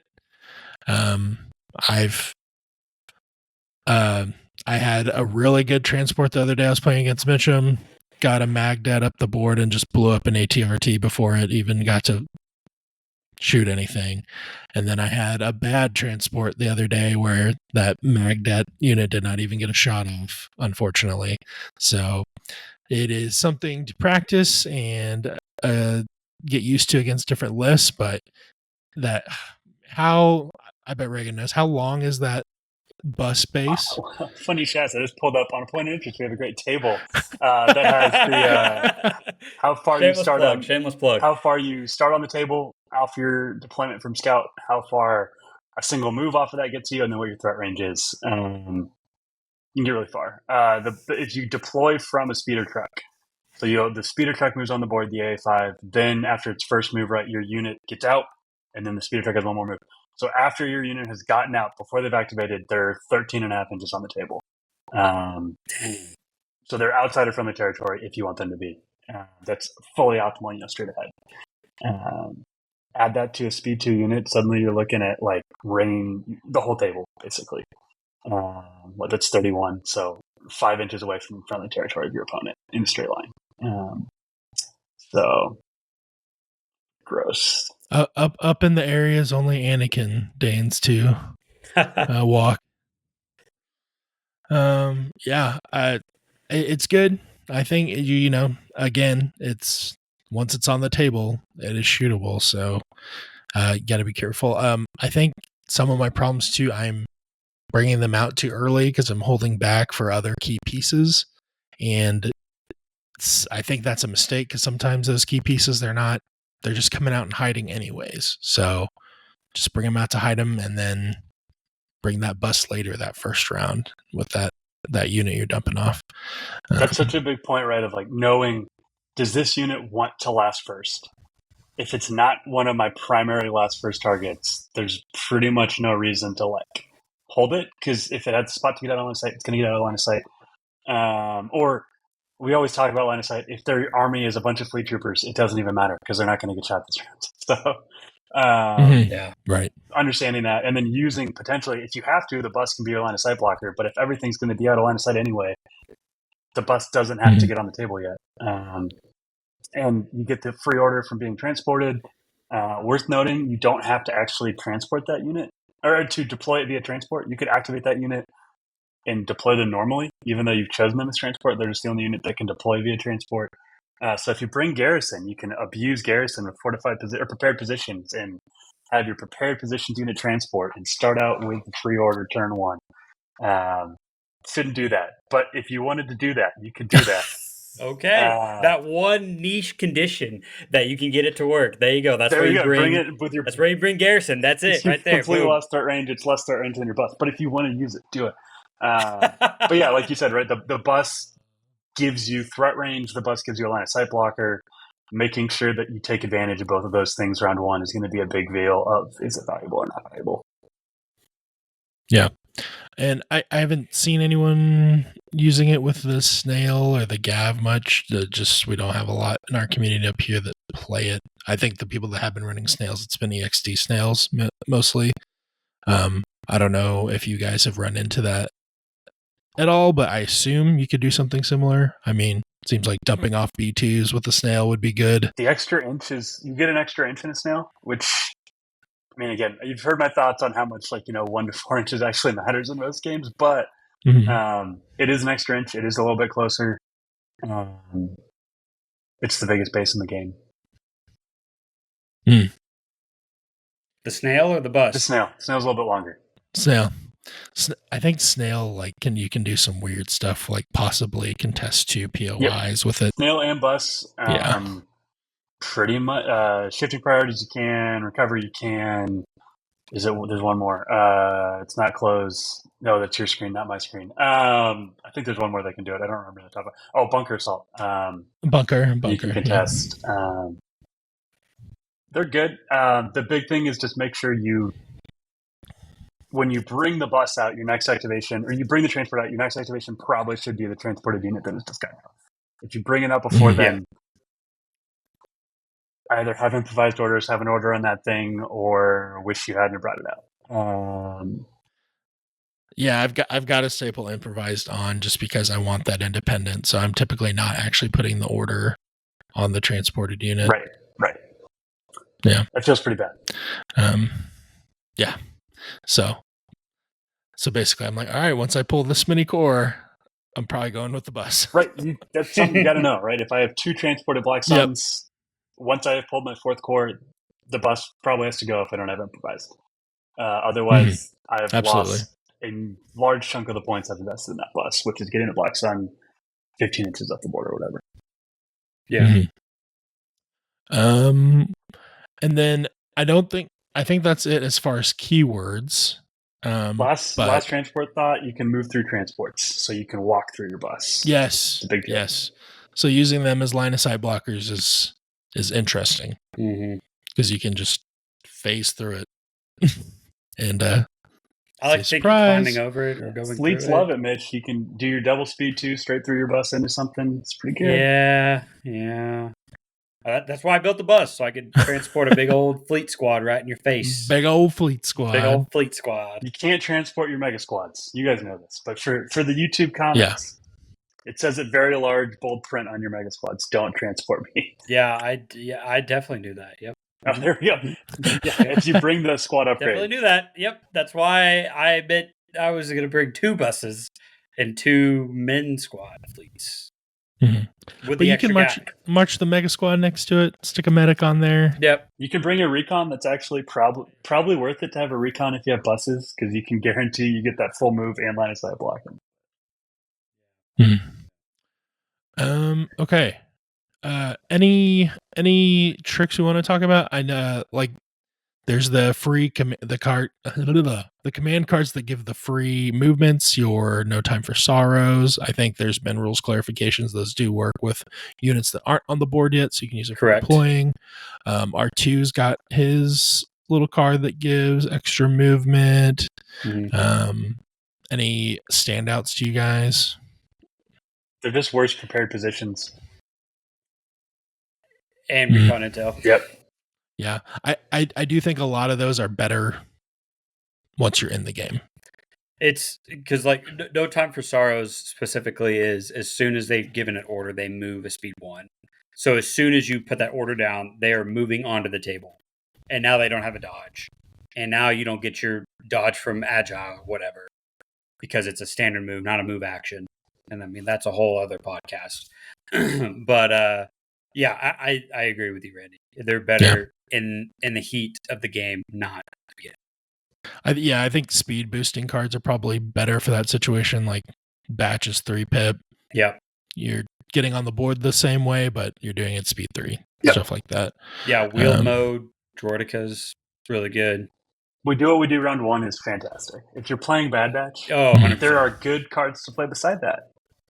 But if you have no other good cards, just play We Do What We Do round 1. Other thing to mention, Reinforcements gives you a speed 1 move at the end of the round, which isn't quite deployment, but is just better. Like we're talking about, the No Time for Sorrows issue is you starting when you give them the order in the command phase on the board. Reinforcements lets you be out of line of sight, and then suddenly when you set up your last first, they're in a better spot. If you're playing against the list with super tax, make sure you're aware if they have reinforcements, because I always forget, and then there's a B2 shooting me that I thought you would shoot me, and it's really sad. Yes. Other one, Annihilation Looms isn't deployment, but it kind of is, because if they play it round 1, everybody gets suppression, and if you're panicked, you don't deploy. So if you play against Krennic, have an order on your commander, so you can keep your commander's courage bubble on your side of the upside down, not on the table. Because or have 2 commanders at least, so you can have one on the board and one off the board. If you see Krennic, you just got to make sure that you're not going to have half your core not deployed with no command bubble to keep them from panicking, because they'll just panic and then come on the board round 2 and they've wasted 2 actions, and you're just going to lose the game. So be aware of that. That feels so bad, but it's. I also noticed there are a lot of Krennics at Big D, and I'm pretty sure 99% of them had Annihilation Looms. Annihilation Loom rocks. It's very good. Also, like, if you let yourself get Annihilation Loomed round 1 and not have an order on your commander, like, I don't mean to sound harsh, but that'll only happen once. And if you've listened to the X1 podcast, it should never happen. Because I'll kind of just look at you and just roll my eyes if I'm judging and be like, wow, that was tough. Don't Judge, do that. is this how this works? Yes. That's rough, buddy. Yeah. Yes, it is. Yeah. You've heard about it. Don't do it. Hey, it only takes one time. And then last thing, I just so everyone knows, I think a lot of people figure this out, but if your deployment is touching the short edge, you can use that short edge of the board to put your move tool on. Mm-hmm. Shifting priorities, especially. Mm-hmm. Breakthrough. I think. Breakthrough. Yeah. Breakthrough. Like 90% of your deployments and breakthrough are going to come from that sort of table. Yep. Yeah. Yep. So don't short yourself into the corner over here. Just because, yeah. If you play breakthrough the wrong way, you're going to think it's a really hard objective. You're like, this is brutal. Absolutely. It was. It took me multiple times to learn that one. So. Yep. So I believe that first segment has to go straight onto the board, but then you can turn it out, and then both prongs got a touch, and then you can turn it wherever you want. You are in business. So make sure to take advantage of that when you do, but also don't set yourself up on a side of the board where nothing's going to end up playing. So, because then you're spending 3 rounds moving towards other things. Yeah. Think hard about deployment. Don't place something just because. Place it with a plan. If you place it just because, you're going to be really sad because it's not going to score anything. Pay attention where your opponent places stuff. Make good decisions. Don't take 2 hours to play turn 1. No one wants to play against that guy. Take advanced intel. Yep. Another podcast again. Okay. Well, cool. I think that was a good quick primer through there. If you want to get more in depth, you want to get down into the inches like Mitchem, go subscribe to that Point of Interest blog. We'll have a link in the description. Go check it out. They've all been really good. Yeah, sometimes I get tired of wearing headphones and listening to stuff. I just want to read something. Yep. Reading, guys, it's coming back. You got to stay regular, gentlemen. You know, it's a great. Have your iPhone when you're getting your guy time sitting. Do your thing, you know. But absolutely. Yeah, thanks, guys. This is great. Check us out. Yep, this is kind of the end of our 3-part series on covering the new missions, secondaries, and advantages. Reagan, thanks for coming on, and yeah, Randy, take us out of here. Any specific shout outs you wanted to give, Reagan, other than the blog? Yeah, find us if you just go to the Legion Discord. We're in community content. I post on the Facebook page, the big one that's there that I post on, and then I never check again. Post there, or you can just Google Point of Interest Legion, or we're on Substack if you use the Substack app. We do most Tuesdays. We have a post on. We're going through the objectives, so still in the middle of primaries right now. We'll get to secondaries and advantages, and then Fridays are some combination of tournament reviews. We do interviews with the winner and the TO. Some combination of fun posts that I write that don't quite get to Tuesday length. Some amount of guest posts, everything in between. We call them Fun Stuff Friday. And then go to your local events, support your community, go to local play nights. If you have a 2-day event, reach out to me on Discord, RCD2. We have a poster we kind of put up on Facebook and the Discord of all the 2-day events in the States to help people find those. So reach out to me on that if you want to get your event on there. Nice. I think that's all my shout outs. Thank you guys. Thoroughly enjoying the X1 podcast. I think these 3 on objectives, secondaries, and advantage were a great primer too. If you're going into your games, having a plan, thinking through objectives, this would be great. Yeah. Again, we needed it. So yeah, literally. Hopefully everyone enjoyed it as well. I think locally here we have a tournament at the last weekend of September at Unplugged in Edmond. Yep. Sign up for that one. Yep.